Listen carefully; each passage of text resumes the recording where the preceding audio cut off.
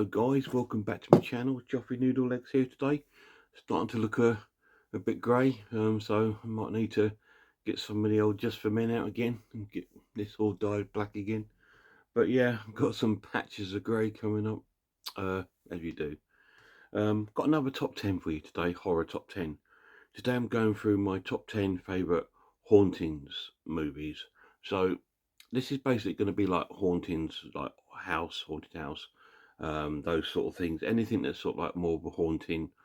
Um, yeah, a lot of these could have been in the demonic sort of top 10 because the demonic and haunting top 10s are very, very sort of quite similar and close.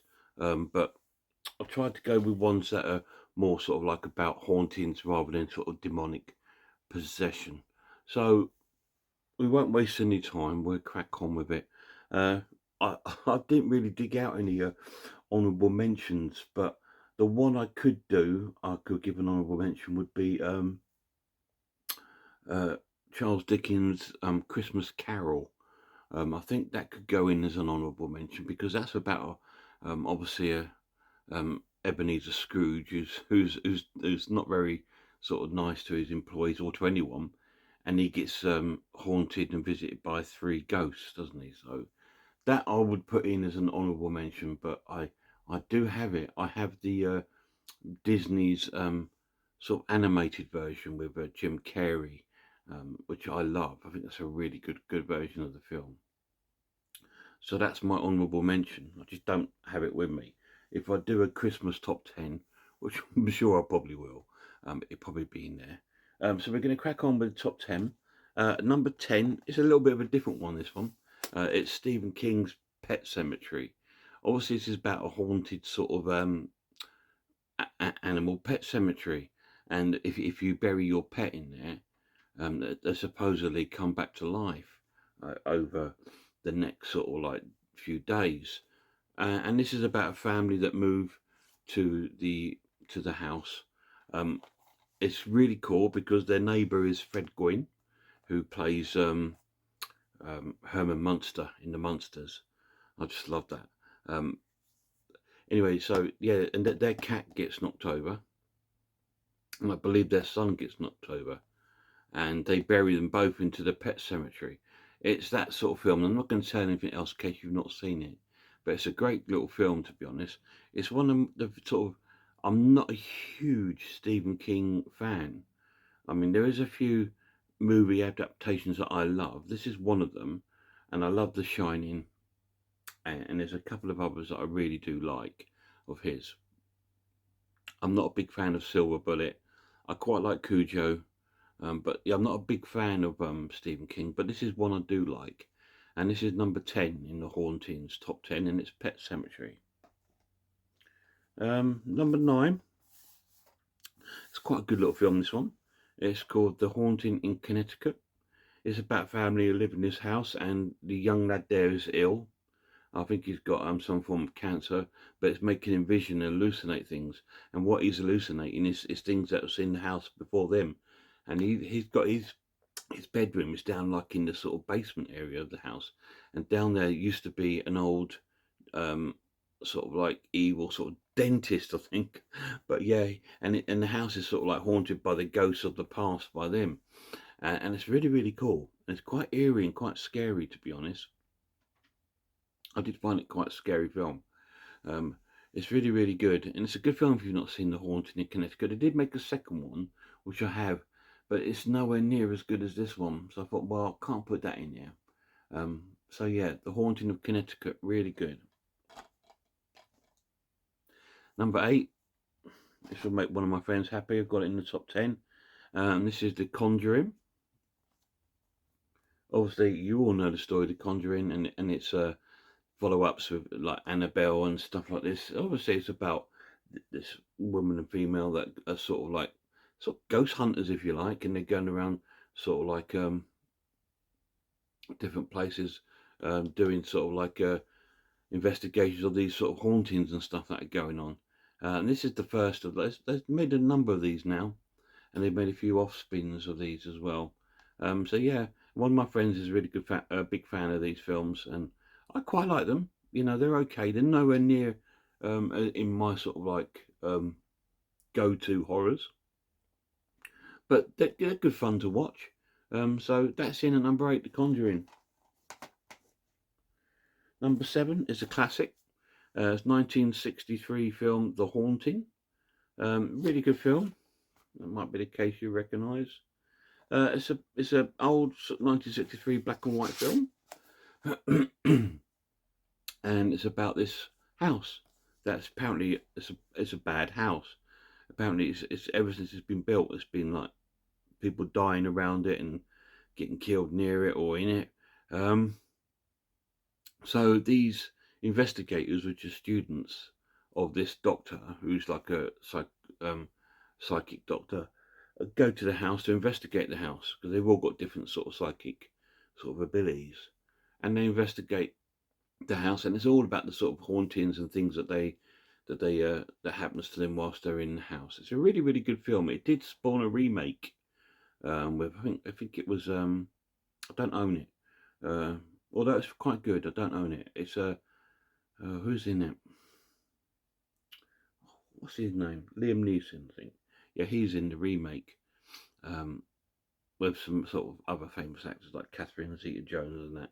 They did a remake, which was really. I remember seeing it and quite enjoyed it. I don't own it, but this is the original version, which I do own, obviously, and it's really really good.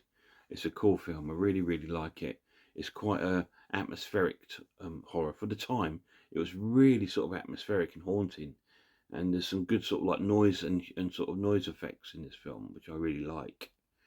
It's a great classic haunting storyline, and it is a great haunted house film. So if you've not seen that, check it out. The 1963's um, uh, The Haunted, which I think was directed by Michael Wise, if I'm right. Yeah, I believe so. Let's have a look. Yeah, really cool film, The Haunting. That is my. I've lost count now. 10, 7. Number 7. Number 6 is a film by Guillermo del Toro, and this is The Orphanage. This is a really cool film as well. It's beautifully shot in Spanish, so it's English subtitles, but it's a great, great film. And it's about this family that move into this old sort of like this old building there, and the son sort of like gets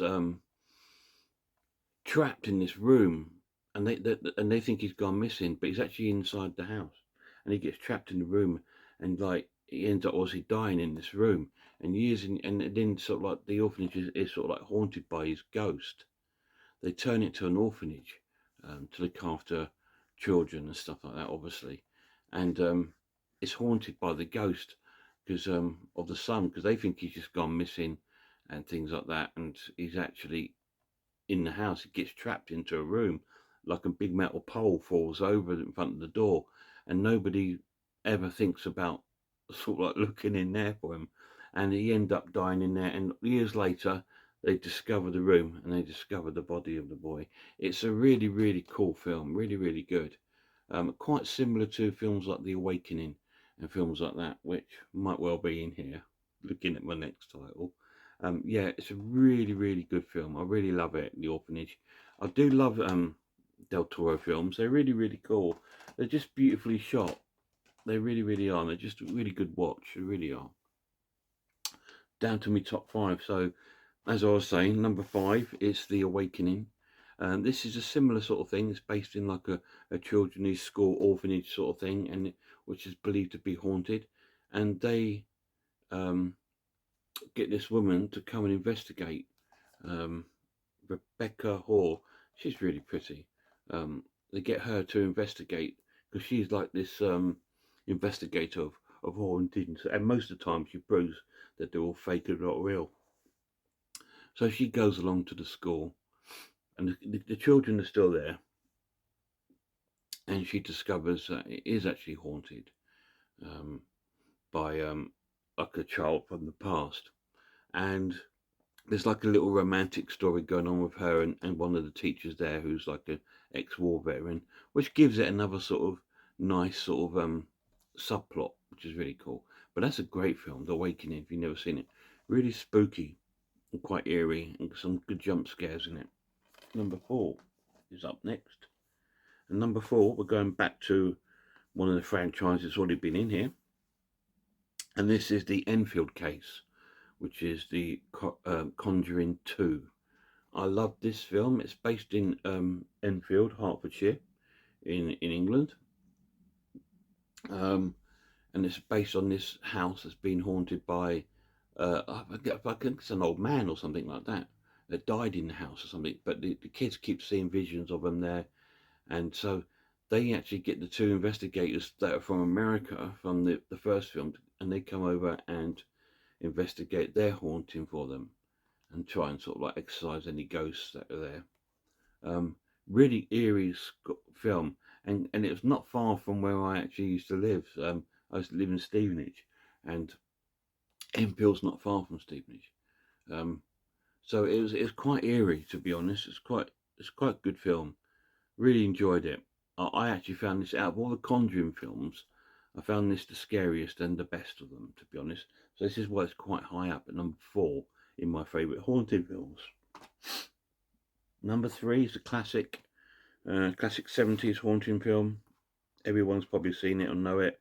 It's James Brolin's film and Rod Steiger in the Amityville Horror. This is the first one about the haunted house of Amityville. Obviously, there's the house has got some sort of evil spirits in there that possess the family members that go on to kill each other, sort of thing. And it's supposed to be based on a true story. But there we go. That could just be what a lot of these films always say, based on a true story. But yeah, this is based on the Amityville house. So this is the first one. Great film. I believe they made a remake of it. Never seen it because I'm not into remakes. But I love the original. Really cool. That's my number 3. Number 2, another classic. Bit more sort of I say it's family friendly, but it's certainly a good film. It's Toby Hooper's Steven Spielberg film, The Poltergeist. About a young girl that sort of starts seeing vision from the television, which is there's some evil spirits in the house, and they grab her through the television, and then she's lost inside the house. So the family have to phone in like a poltergeist sort of like team to come in to help get her out from the house where she's lost. It's a great story. It's really, really cool. It's really lovely shot. It's got some comedy in it. It's got some scary moments in it. It's family sort of friendly. There is a little bit of gore in it as well, actually. It is a 15. And the weird thing about this actual edition, as you can see, it's a 15. But when you go onto the actual disc itself, it says it's an 18. Okay. They couldn't make their mind up. But I would definitely class it as a 15. Yeah, and it has quite a few sort of scary things in there. It's about the whole family get terrorized by this poltergeist in the house. It's a really, really cool film. Really, really good. Highly recommend if you've not seen it. Obviously, it's a Steven Spielberg film, and it's directed by Tobe Hooper, who did Texas Chainsaw Massacre. So number 1, and I put this number 1 simply because it's been in loads of my top 10s, like favourite sort of films and stuff like that, and I do really like it. And it's the Daniel Radcliffe version of The Woman in Black. So this is my favourite haunted film. I just love the way it's shot. I love the photography in the film. I think they've captured that era beautifully, and it's got some amazing jump scares in the film, and it's so eerie. The costumes are fantastic. The environments are awesome. A lot of people that like the stage show really say, "Oh no, this is rubbish compared to stage show." That's fine, but I love this version of the story. I think it's really, really cool. I just think Daniel Radcliffe plays a really good in horror films. I think he should do more because he did one called Horns, which I really like too. This is a really cool film. I just think it's just if you go into like I did do a video on my channel about why I like horror. If you go into a horror film with no expectations. You're going to love the film, I'm sure. I went in with no expectations of this, and I come out absolutely loving it. I love the soundtrack. I like the costumes. I like the characters. I absolutely like the actual location where it was shot. And I just think it was just done perfectly. And it's an amazing haunted film, and the jump scares are really cool, and the storyline's really, really good.